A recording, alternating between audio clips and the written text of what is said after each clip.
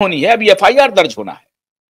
तो वो चुपचाप मौन खड़ा था और अदालत भी उनके तरफ तवज्जो नहीं दे रही थी। अदालत के सामने अभी पहली बात क्या है,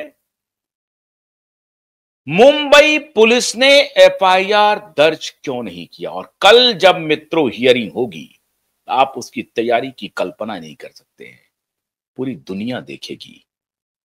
7 अगस्त की लाइव हुई और 14 अगस्त लाइव प्रोसीडिंग्स आप देखेंगे। लाइव कौन क्या बोल रहा है, इसे आप स्वयं अपनी दोनों आंखों से और कान से सुन पाएंगे और देख पाएंगे। यह है क्यूवाइब नेटवर्क और supreme court high court litigant association की लड़ाई की जीत। और एक और जीत कि अब मीडिया डिस्टॉर्टेड रिपोर्ट नहीं करेगी 14 अगस्त को क्या हुआ, 14 अगस्त को क्लीन चिट दे दिया आदित्य ठाकरे को। ऐसी रिपोर्टिंग आपको देखने को नहीं मिलेगी, नहीं मिलेगी। 14 अगस्त को मिलेगी क्या, शैलेंद्र नगरकर जो पुलिस इंस्पेक्टर हैं, उनसे अदालत पूछेगी कि भाई आपने क्यों फाइल किया है, क्योंकि आप तो रेस्पोंडेंट है नहीं। 7 अगस्त को उन्होंने तारीख मांगी, एपियर हुआ था शैलेंद्र नगरकर। शैलेंद्र नगरकर मौन था।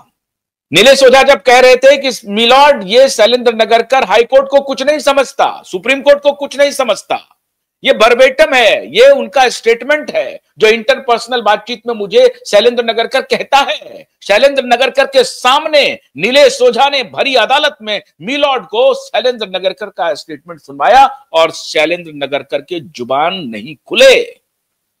यह है सच्चाई इस केस की।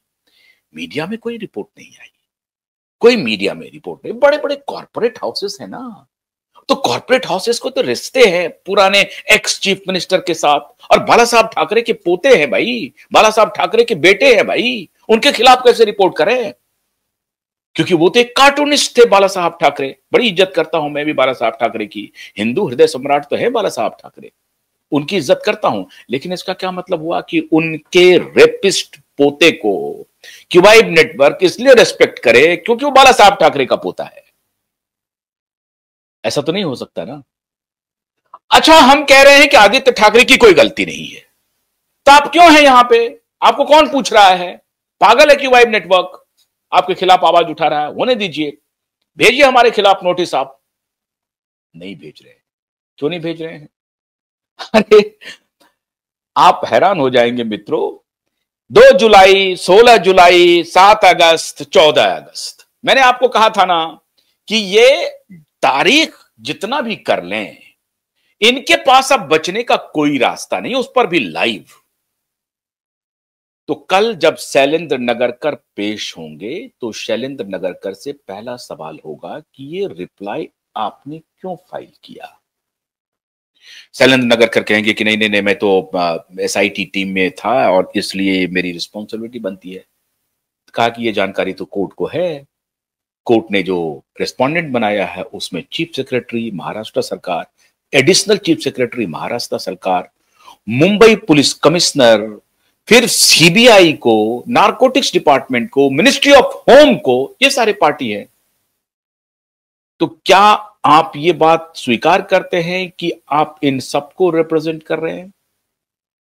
शैलेंद्र नगरकर को बोलना पड़ेगा कि जी मैं इन सबको रिप्रेजेंट कर रहा हूं। बड़ी अच्छी बात है, रिप्रेजेंट कर रहा हूं तो पूछेगी अदालत कि भाई आप ये एफआईआर क्यों नहीं कर रहे हैं? तो शैलेंद्र नगरकर कहेगा कि सर हमने तो जांच कर ली, इंक्वायरी कर ली, पोस्टमार्टम रिपोर्ट है, डॉक्टर का ले लिया, रोहन राय का ले लिया, तमाम का एविडेंस ले लिया, वो तो सुसाइड है।